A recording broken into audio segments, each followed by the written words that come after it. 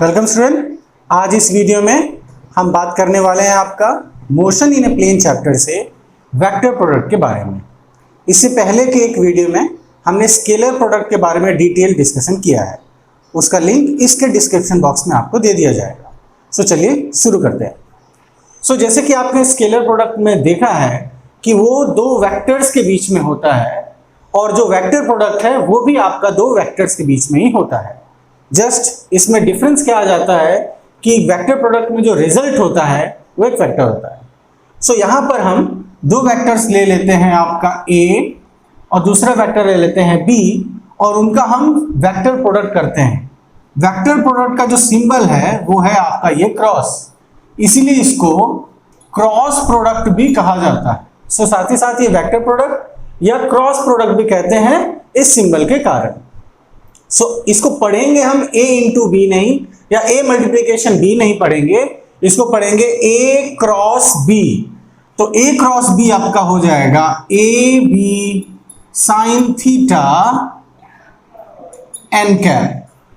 ठीक है, A B sine theta N cap. आप देख सकते हैं जो A B sine theta part है इट इज सिमिलर टू जो आपको डॉट प्रोडक्ट में आता है, वहां आता है ए बी कॉस थीटा, तो वहां कॉस है, यहां पर आपका साइन है। साथ ही साथ यहां पर एक एक्स्ट्रा टर्म जुड़ गया है जो कि डायरेक्शन के लिए है एन कैप, और एन यहां रिफर्स टू दी नॉर्मल, आपका नॉर्मल को रिफर करता है। ये आपका एक वेक्टर रिप्रेजेंट कर दिया जाता है। ठीक है, ये हो गया उस वेक्टर का मैग्नीट्यूड, ये हो गया उस वेक्टर का डायरेक्शन एन कैप। अब इस डायरेक्शन को हम रियलाइज कैसे करें, कैसे समझे कि ये डायरेक्शन क्या है आपका। तो उसके लिए हम आपका मान लीजिए एक ऐसे सरफेस ले लेते हैं। मान लो हमने एक ऐसे सरफेस ले लिया और इस सरफेस पे ए और बी को इमेजिन कीजिए। तो ऐसा एक सरफेस है, मान लो ऐसा करके एक सरफेस है और इस सरफेस पे ही आप ए और बी को इमेजिन कर रहे हो। तो मान लीजिए ये है आपका ए वेक्टर इस तरह से और ये है आपका बी वेक्टर। ठीक है, ये हो गया ए वेक्टर इसी सरफेस पे, जो भी है इसी सरफेस पे है, और ये है इनके बीच का एंगल आपका थीटा। तो ए वेक्टर बी वेक्टर दोनों, मान लो अगर आप ऐसा सरफेस मानते हैं तो आपका ए वेक्टर भी यहां है, बी वेक्टर भी इसी सरफेस पे ही है। तो ये एन कैप का क्या डायरेक्शन है, ये एन कैप किधर है। ये आपका नॉर्मल डायरेक्शन को रिप्रेजेंट करता है। ठीक है, पर अगर मैं ऐसा सरफेस ले लूं तो इससे नॉर्मल तो दो हो सकते हैं, या एक ऊपर जाएगा एक आपका नीचे की तरफ, दोनों नॉर्मल हो सकते हैं। तो कौन सा नॉर्मल हमें चूज करना है, उसके लिए हम आपका राइट हैंड थंब रूल का इस्तेमाल करते हैं। थोड़ा इसको मैं बड़ा बना देता हूं सो दैट और क्लियरली समझ में आए आपको। हमने सरफेस ले लिया, ये हमारा ए हो गया, ये हमारा बी हो गया आपका। ठीक है, उनके बीच में एंगल मान लो थीटा, जो कि ये एंगल है ए और बी के बीच का एंगल। अब मुझे पता लगाना है what is the direction of A cross B. तो आपको क्या करना है, अपना राइट हैंड लेना है और अपने फिंगर को, जो फिंगर्स है उनको कर्ल करना है। कैसे कर्ल करना है, ए से बी के तरफ, क्योंकि ए पहले लिखा है बी बाद में है, तो ए क्रॉस बी आप कर रहे हैं, तो ए से बी कर्ल कीजिए। तो आपका जहां थंब जाएगा वो आपका ए क्रॉस बी का डायरेक्शन है। ए क्रॉस बी जो वेक्टर है उसका डायरेक्शन हो जाएगा जहां थंब जाएगा। ठीक है, वो डायरेक्शन आपका ए क्रॉस बी वेक्टर का हो जाएगा। ओके, यहां पर क्योंकि हम बाहर की तरफ तो शो नहीं कर सकते, तो इस बाहर वाले को हम ऐसे शो कर देते हैं। ये है आपका, इसको हम कह दिए आपका ए क्रॉस बी, ये आपका ए क्रॉस बी है। ठीक है, अगेन ए वेक्टर है बी वेक्टर है, ए क्रॉस बी कहां होगा, ए से बी। ध्यान दीजिएगा जो कर्लिंग होगा वो ए से बी की तरफ होगा। ठीक है, क्योंकि ए पहले है, ए से बी जा रहे हैं आप, तो ए से बी कर्लिंग करेंगे और आपका थंब रिप्रेजेंट कर देगा ए क्रॉस बी को, और यही आपका नॉर्मल डायरेक्शन है इस वेक्टर के लिए। ठीक, सिमिलरली अगर मैं बी क्रॉस ए देखना चाहूं कि कहां है भाई हमारा B cross A, B cross A vector का डायरेक्शन कहां है, मैग्नीट्यूड तो वही होगा, है ना। मैग्नीट्यूड अगर आप देखें तो बी ए साइन थीटा, ये आपका मैग्नीट्यूड हो जाएगा। ठीक है, ये आपका मैग्नीट्यूड हो गया। इसके लिए हम एक अलग सा एन डैश कर देते हैं। ठीक है, जस्ट रिप्रेजेंटेशन अलग अलग कर देते हैं क्योंकि इसका डायरेक्शन अलग आने वाला है। तो अब इसका डायरेक्शन कहां होगा, तो अब क्योंकि B क्रॉस A है, B क्रॉस A, तो अब हमारे जो कर्लिंग होगा फिंगर का वो B से A की तरफ जाएगा। तो ये है B, ये है A, बी से ए कर लिंक कीजिए, तो थंब किधर जा रहा है, अंदर की तरफ। देखिए बी से ए, इधर बी इधर ए, थीटा कैसे हो रहा है, बी से ए थीटा करना है हमें, तो हमारा थंब जा रहा है अंदर की तरफ। इसको हम ऐसे रिप्रेजेंट कर देते हैं, ये हो गया आपका बी क्रॉस ए, ये आपका बी क्रॉस ए हो गया। तो जाहिर सी बात है ये आपका ए क्रॉस बी है, ये आपका बी क्रॉस ए है। या अगर हम ऐसे ले, जैसे हम सरफेस में ले रहे थे आपका, तो ये अगर आपका सरफेस है, मान लीजिए ये सरफेस पे ए और बी है, तो ए क्रॉस बी ऊपर की तरफ है, बी क्रॉस ए आपका नीचे की तरफ है। ठीक है, इस तरह से आपका A cross B B cross A है। अब क्लियरली हमें ये दिख जाता है कि ये दोनों वेक्टर आपके जो हैं ए क्रॉस बी आपका बी क्रॉस ए के इक्वल नहीं है, क्योंकि एक वेक्टर में इक्वल होने के लिए डायरेक्शन भी सेम होना चाहिए, सिर्फ मैग्नीट्यूड का सेम होना ही जरूरी नहीं है या काफी नहीं है, डायरेक्शन भी सेम होना चाहिए। जाहिर सी बात इनका डायरेक्शन सेम नहीं है, पर इनका डायरेक्शन अपोजिट है, तो हम यहां पर इक्वल करके एक माइनस साइन देके ऐसे हम लिख सकते हैं, ठीक है ना, क्योंकि इनका डायरेक्शन अपोजिट है। और अगर आपसे ये पूछा जाए कि ए क्रॉस बी वेक्टर और बी क्रॉस ए वेक्टर के बीच में एंगल कितना है, तो एंगल है 180 डिग्री। ठीक है, what is the angle, 180 degree इन दोनों के बीच का एंगल है आपका, A cross B B cross A vector के बीच। तो इस तरह से आपका ए क्रॉस बी वेक्टर या वेक्टर प्रोडक्ट आपका रिप्रेजेंट होता है, और जो एन कैप है, जो नॉर्मल है, वो इस तरह से आपका डायरेक्शन दिया जा सकता है by right hand thumb rule. Okay, now अब हम क्या करने वाले हैं, अब हम इसका ज्योमेट्रिकल इंटरप्रिटेशन देखने वाले हैं। ज्योमेट्रिकल इंटरप्रिटेशन, सो ज्योमेट्रिकल इंटरप्रिटेशन के लिए हम क्या करने वाले हैं, ए और बी जो वेक्टर हैं आपको, इनको हम रिप्रेजेंट करने वाले हैं by sides of a parallelogram. So let us suppose this A and B vector represents two sides of a parallelogram. So let us complete the parallelogram। इस तरह से हम मान लीजिए कंप्लीट कर देते हैं, ठीक है, ये हमने कंप्लीट कर दिया, two sides of a parallelogram. ठीक है, ये आपका ए हो गया, ये आपका बी हो गया, ये एंगल आपका थीटा हो गया। ठीक है, अब हम यहां से कंस्ट्रक्शन करते हैं नॉर्मल। इसको मान लीजिए मैंने कह दिया आपका, ये पूरा कर देता हूं, ओ पी क्यू आर, इसको कह दिया मान लो एस। ठीक है, तो आर एक परपेंडिकुलर हमने खींचा, ठीक है, 90 डिग्री यहां एंगल बन जाएगा। ना what is the area of this parallelogram, area of the parallelogram, parallelogram का एरिया क्या होगा।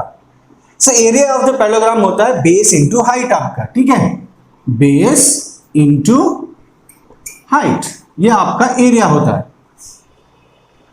अब बेस क्या है आपका, बेस है ओपी, ठीक है, ओपी, और हाइट क्या है, हाइट है आर एस, आर एस है आपका हाइट ना। ओपी क्या है, ये वेक्टर ए वेक्टर है, तो ओपी जो लेंथ होगा, दिस लेंथ, ये ए का मैग्नीट्यूड हो जाएगा, या सिंपली हम इसे ए लिख सकते हैं। ठीक है ना, how much will be R S, R S कितना होगा, यहां पर देखिए जो आपका ओ आर होगा, O R, this O R, ये आपका बी के बराबर होगा। ध्यान दीजिएगा, B magnitude not B vector, ये डायरेक्शन और मैग्नीट्यूड के साथ में ये बी वेक्टर है, पर सिर्फ अगर मैं ओ आर ले लूं, ओ आर डिस्टेंस, तो ये बी वेक्टर का मैग्नीट्यूड हो जाएगा या सिंपली बी हो जाएगा। ठीक है, सो जो आपका ओ आर है वो सिंपली बी वेक्टर का मैग्नीट्यूड या बी हो जाएगा। तो अगर ये डिस्टेंस बी हो गया तो आर एस कितना हो जाएगा in terms of B, using trigonometry हम लगा सकते हैं यहां पर। तो हम अगर लगाएं तो हमें मिलेगा this will be B sine theta, ये आपको बी साइन थीटा मिल जाएगा। ओके, सो हमारा जो परपेंडिकुलर या हाइट है वो हमें कितना मिल गया, बी साइन थीटा। तो हमें क्या मिल गया, देखिए ए बी साइन थीटा। तो क्या हमें क्रॉस प्रोडक्ट मिल गया, नहीं, हमें क्रॉस प्रोडक्ट तो नहीं मिला है, क्योंकि क्रॉस प्रोडक्ट मिलने से एन कैप भी होता है, डायरेक्शन भी होता है, और एरिया आपका एक स्केलर क्वांटिटी है। ठीक है, तो वो तो वेक्टर में हम यहां रिप्रेजेंट नहीं कर सकते। तो हमें ये जो मिला है, ये हमें मिला है ए क्रॉस बी का मैग्नीट्यूड मिला है, हमें मिल गया है इस वेक्टर का मैग्नीट्यूड, ए क्रॉस बी वेक्टर का मैग्नीट्यूड। देखिए, अगर आप इस वेक्टर का मैग्नीट्यूड निकालना चाहते हैं तो मान लीजिए हमने ए क्रॉस बी का मैग्नीट्यूड कर दिया, और हमारे पास क्या है, हमारे पास है A B sine theta N cap. तो हमने पूरा मैग्नीट्यूड कर दिया, ऐसे होल मैग्नीट्यूड ले लिया। तो ए बी साइन थीटा तो हमें ए बी साइन थीटा ही दे देगा, और एन कैप क्योंकि यूनिट वेक्टर है, ठीक है, unit vector along normal direction है, तो इसका मैग्नीट्यूड तो 1 होता है। तो ए क्रॉस बी हमें कितना दे दिया, A B sine theta. A cross B का मैग्नीट्यूड कितना दे दिया, ए बी साइन थीटा। तो A B sine theta A cross B का मैग्नीट्यूड है। So area of a parallelogram हमें क्या दे देता है, क्रॉस प्रोडक्ट का मैग्नीट्यूड। सो अगर हम ऐसा आपको बोले कि भाई हमने आपको दो साइड्स दे दिए, दो adjacent sides of a parallelogram दे दिए, ठीक है, और वो दो वेक्टर्स रिप्रेजेंट करते हैं, तो how much is the area of the parallelogram, how you can calculate. So what you have to do is, आपको पहले उनका क्रॉस प्रोडक्ट निकालना है, फिर उसका मैग्नीट्यूड निकाल देना है। क्रॉस प्रोडक्ट निकाल के जब आप मैग्नीट्यूड करेंगे तो आपको एरिया दे देगा, एरिया ऑफ द पैरेललोग्राम दे देगा। सो ये आपका एरिया ऑफ पैरेललोग्राम दे देता है। नाउ अगर मैं इसको दो भाग में ब्रेक कर दूं, ऐसे तो दो पार्ट में, ऐसे ट्रायंगल के दो पार्ट में ऐसे ब्रेक कर दूं, तो ये एरिया दो पार्ट में डिवाइड हो जाता है। और अगर मुझे इस ट्रायंगल का एरिया चाहिए, इस ट्रायंगल का एरिया कितना होगा, तो यहां से हमें दिख जाता है कि पूरे पैरेललोग्राम के एरिया का हाफ हो जाएगा। ये जो भी पैरेललोग्राम का एरिया है, ये ट्रायंगल उसका आधा है, ठीक है। तो पैरेललोग्राम का एरिया तो ये रहा, तो इसका आधा कर दिए, ये आपको दे दिए।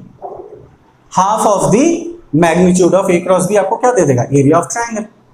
तो अगर आपको सिर्फ ये दोनों वेक्टर्स पता हो जिनसे ये पैरेललोग्राम बना है, तो आप पूरे पैरेललोग्राम का एरिया निकाल सकते हो, और साथ ही साथ अगर हम उसको दो ट्रायंगल में ब्रेक कर दें तो वो भी हम उनका एरिया निकाल सकते हैं।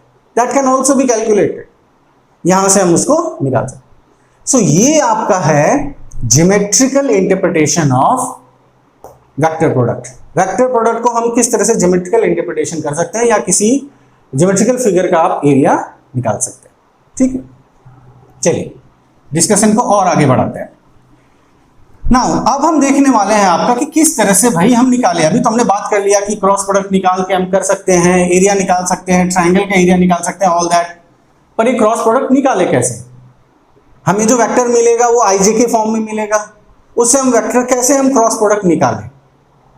तो वहां पर हमको आईजे के जो आपके unit vectors along X Y and Z axis है, वो क्रॉस प्रोडक्ट में कैसे बिहेव करते हैं वो देखना बहुत जरूरी हो जाता है। चलिए उनको देखते हैं।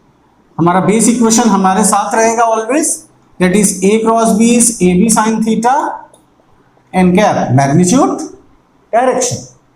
ओके, अब आपके यूनिट वेक्टर्स जो हैं, how they are behaving, I cap, J cap, K cap, X direction, Y, Z. अब पहले हम सिमिलर का देख लेते हैं, ठीक है। सो आई क्रॉस आई, इनका हम देखें, आई क्रॉस आई कितना होगा, तो A cross B similarly I cross I, उसी को लेके हम चल रहे हैं। तो ये होता है ए पहला वेक्टर का मैग्नीट्यूड, दूसरे वेक्टर का magnitude, sine of angle between them. So I का मैग्नीट्यूड, अगेन दूसरा वेक्टर भी आई है, तो आई का magnitude, sine of angle between them, sine of, दोनों एक्स डायरेक्शन है तो 0 डिग्री, दोनों का डायरेक्शन सेम है 0 डिग्री, एन कैप। अब साइन 0 ही आपका 0 होता है, सो दिस बिकम्स 0, आपको 0 मिल जाएगा। सिमिलरली आई क्रॉस आई हो, जे क्रॉस जे हो, या के क्रॉस के हो, सब आपको 0 मिलने वाला है। सो सिमिलर वाले जो होंगे वो सब आपको 0 दे देंगे, ठीक है। ये एकदम उल्टा हो जाता है आपका जो डॉट प्रोडक्ट में। डॉट प्रोडक्ट में I dot I, J dot J, सब आपको 1 दे रहे हैं। यहां क्योंकि साइन है, ठीक है, इसीलिए जैसे ही 0 होता है, क्योंकि दोनों डायरेक्शन, ये दोनों वाई डायरेक्शन, ये दोनों जेड, तो साइन 0 हो जाएगा, साइन 0 0 होता है, बाकी क्या है फर्क नहीं पड़ता, 0 आ गया सबको 0 कर देगा। अब हम देखते हैं अलग अलग होने से क्या होता है। तो आई क्रॉस जे देख लेते हैं, आई क्रॉस जे कितना होगा, आई क्रॉस जे अगेन ए वेक्टर, ए का मैग्नीट्यूड, बी वेक्टर मतलब दूसरे का मैग्नीट्यूड, दूसरे का magnitude, sine of angle between I and Z का जे का डायरेक्शन, आई इधर है, जे इधर है, एंगल है 90 आपका, तो साइन 90 डिग्री एन कैप। इस एन कैप पे मैं अभी आऊंगा, ठीक है, इसलिए अभी वैसे ही छोड़ रहा हूं उसको। सो आई क्रॉस जे हो गया, दिस इज 1, यूनिट वेक्टर है तो 1 ही होगा, 1 साइन 90 इज अगेन 1, तो 1 इंटू एन कैप, या सिंपली ये एन कैप हो जाता है आपका। So I cross J is nothing but N cap. अब ये एन कैप क्या है? एन कैप है आपका इन दोनों के परपेंडिकुलर, आई क्रॉस जे, आई से जे की तरफ में फिर परपेंडिकुलर, तो इन दोनों वेक्टर, ये जो दोनों है आई और जे आपका, जो बेसिकली एक्स वाई प्लेन है ना, आई एक्स है, जे वाई है, तो आई क्रॉस जे क्या है? बेसिकली हम आई और जे वेक्टर जब साथ में ले लेते हैं तो हम बेसिकली एक्स वाई प्लेन का बात कर रहे हैं। तो उसके नॉर्मल कौन है? उसके नॉर्मल ये है, जेड एक्सिस है, और उसका यूनिट वेक्टर कौन है? के है। तो एन कैप बेसिकली हमारा के कैप है, तो हमें आई क्रॉस जे मिल गया के कैप, ठीक है। और अभी हमने देखा कि आपका A cross B is equal to minus of B cross A. तो सिमिलरली अगर मैं जे क्रॉस आई करूं, देखो जस्ट पलट दिया, आई क्रॉस जे के, तो जे क्रॉस आई जस्ट इसका उल्टा, ये हो जाएगा माइनस ऑफ के, इसी लॉजिक को यूज करके। और फिर आप बाकी चीज को भी वैसे ही कर सकते हो आप, है ना, जे क्रॉस के क्या हो जाएगा आपका? आई हो जाएगा आपका, ठीक है। फिर के क्रॉस आई आपका जे हो जाएगा। तो इस तरह से आप समझ सकते हो, और इसे का उल्टा कर देंगे तो माइनस हो जाएगा। अब इसको याद रखने के लिए ट्रिक हम देते हैं कि याद कैसे रखा जाए, है ना। कितना याद रखेंगे? ये प्लस होता है, ये माइनस होता है ना, इस तरह से याद करना मुश्किल हो सकता है ना, गलती होने के चांसेस होते हैं। तो इसको हम कैसे याद कर सकते हैं? देखो इस तरह से हम याद रख सकते हैं। हमने ऐसे आई लिख लिया, ठीक है, आपका आई लिख लिया, यहाँ जे लिख लिया, यहाँ के लिख लिया, ठीक। इनको हम ऐसे क्लॉकवाइज ऐसे जोड़ देते हैं, क्लॉकवाइज, ध्यान दीजिएगा, क्लॉकवाइज जोड़ रहे हैं। जब तक आप क्लॉकवाइज जा रहे हो सब वैल्यू प्लस होगा। तो आई क्रॉस जे प्लस के, जे क्रॉस के प्लस आई, के क्रॉस आई प्लस जे, सब प्लस में जाए। जैसे ही उल्टा जाओगे माइनस हो जाएगा। जे क्रॉस आई, अब देखो उल्टा जा रहे हैं, एरो के उल्टा, जे क्रॉस आई माइनस के। तो इससे आप आराम से बिना गलती के भी आप कर सकते हैं, इसमें गलती आपका नहीं होगा। इस तरह से हम याद रखेंगे। जब तक क्लॉकवाइज घूमते रहेंगे प्लस होगा, जैसे उल्टा चले गए, इस एरो के उल्टा जा रहे हैं। मान लो हमको करना है आपका के क्रॉस जे, तो के क्रॉस जे मतलब एरो ऐसे है, हम जा रहे हैं के क्रॉस जे ऐसे, तो माइनस आई होगा आपका, ठीक है। तो इस तरह से याद करने के लिए ये सुविधा रहता है। तो हमने देख लिया आपका कि भाई ये आई जे के जो यूनिट वेक्टर्स है वो कैसे बिहेव करते हैं। सिमिलर जीरो, सिमिलर नहीं है तो आपको तीसरा यूनिट वेक्टर होता है, प्लस में भी हो सकता है, माइनस में भी हो सकता है, डिपेंडिंग किस तरह के सीक्वेंस आप ले रहे हैं, ठीक। अब कैसे हम सॉल्व किया जाए, सॉल्व कैसे करें? अगर हमें कोई क्रॉस प्रोडक्ट करने को दिया जाए तो उसको सॉल्व कैसे किया जाए? चलिए एग्जांपल लेते हैं और सॉल्व करने की कोशिश करते हैं। मैं एक सिंपल सा एग्जांपल ले लेता हूं आपका। ए ले लिया हमने आई प्लस जे माइनस 2k, ओके, और बी हमने ले लिया माइनस 2i प्लस जे माइनस 3k। मान लो ये हमने ले लिया बी, और हमें निकालना है ए क्रॉस बी, ये आपको पता करना है। चलिए पहले लिख देता हूं मैं, फिर हम समझेंगे कि किस तरह से इसको रिप्रेजेंट करना है। प्लस जे माइनस 2k क्रॉस, ये है आपका माइनस 2i प्लस जे माइनस 3k, ठीक है। अब देखिए अगेन जैसे डॉट प्रोडक्ट में था ना, वहां भी 9 पॉसिबिलिटीज थे, 9 पॉसिबिलिटीज, यहां भी 9 पॉसिबिलिटीज हैं। ये इन तीनों के साथ, ये इन तीनों के साथ, ये इन तीनों के साथ, और कॉम्बिनेशन देखो कितना बनने वाला है, I cross J, I cross K, फिर J क्रॉस I। तो ऐसे हम अभी तो हमने पढ़ा सारा कि I क्रॉस I होने से कितना होता है, I क्रॉस J होने से कितना होता है, J क्रॉस K। तो ये काफी आपका समय ले लेगा। अगर इस तरह से आप पूरे 9 कॉम्बिनेशन लेके एक को करने लगे तो ये काफी समय लगने वाला है। तो इसी चीज को सॉल्व करने के लिए हम मैट्रिक्स का फॉर्म आपका इस्तेमाल करते हैं, मैथमेटिकल एप्लीकेशन का करते हैं हम, जिसको आप 12th में पढ़ने वाले हैं मैथमेटिक्स, पर यहां उसको हम डायरेक्टली अप्लाई करते हैं। ठीक, तो यहां हम जस्ट डायरेक्टली उसको एप्लीकेशन देखेंगे कि किस तरह से अप्लाई होता है। तो उसमें आपको क्या करना है, उसको ऐसे रिप्रेजेंट किया जाता है, ऐसे हम दो पैरेलल लाइंस बना के, जो आपके कोफिशिएंट है आई जे के, पहले इनको हम लिख लेंगे आई जे के, दोनों उसी में एक्सप्रेस है, आई जे के में लिख लिया। फिर क्या करना है, पहले ए वेक्टर है तो पहले ए का आपका जो भी है आई के साथ में जो, जे के साथ में जो, के साथ में जो, वो लिखने जाना है। ध्यान दीजिएगा, क्योंकि पहले ए है इसीलिए पहले ए लिखा जा रहा है। अगर ये बी क्रॉस ए होता तो बी वाला पहले लिखते। तो आई के साथ यहां 1 है, जे के साथ भी 1 है, के साथ मगर -2 है, और यहां आई के साथ है -2, जे के साथ है 1, के साथ है -3। ओके, सो पहले हमने आई जे के लिख लिया, फिर इनके साथ में जो है वो हमने लिख दिया, साथ में आई जे के इनके साथ में जो है वो हमने एक्सप्रेस कर दिया। अब क्या करना है, अब आपको लिखना है आई, फिर आई जब आपने लिखा उसके बाद आई के नीचे वाले टर्म्स को यूज नहीं करना है, तब इनको हम यूज नहीं करेंगे, इनको इस्तेमाल करेंगे, क्रॉस मल्टीप्लाई करेंगे। तो -3 × 1 ये हो जाएगा -3। एक बार आपने क्रॉस मल्टीप्लीकेशन किया फिर आपको माइनस देना है, माइनस आएगा, एंड अगेन इन दोनों को क्रॉस मल्टीप्लाई करना है, -2 और 1, -2 और इंटू 1 कितना हो जाएगा, -2। तो ये माइनस पहले से ये आपका 2 हो गया।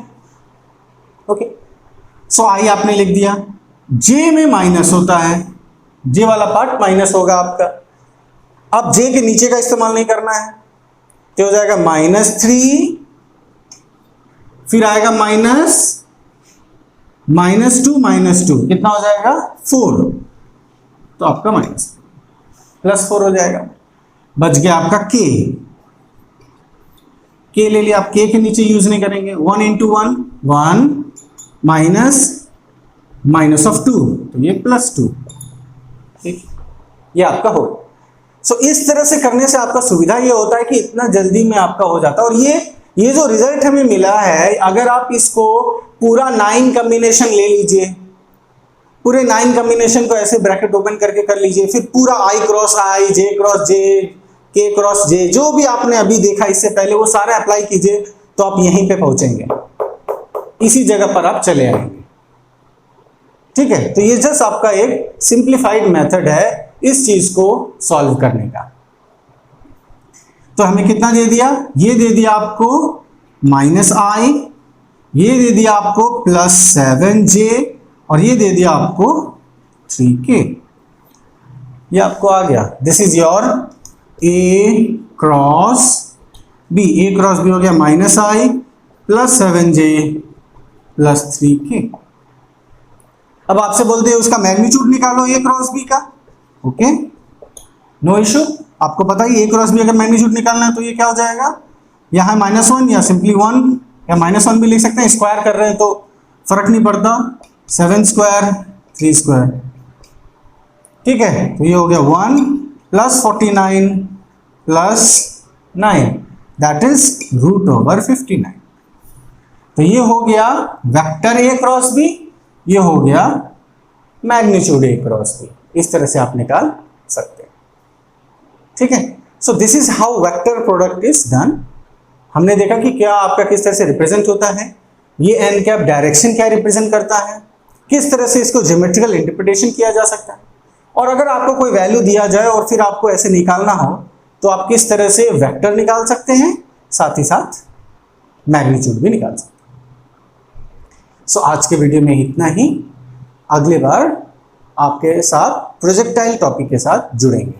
तब तक के लिए थैंक यू वेरी मच।